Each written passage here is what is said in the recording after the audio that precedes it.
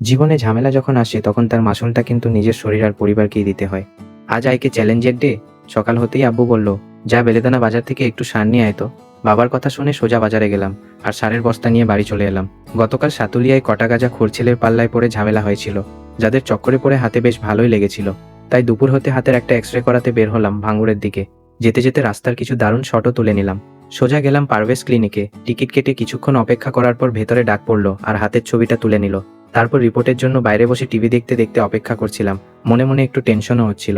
Report হাতে পেয়ে একটা তালাচেন কিনে সোজা গেলাম সানপুকুরে। সেখানে আমার এক বন্ধুর ওষুধের দোকানে ডাক্তার বসে।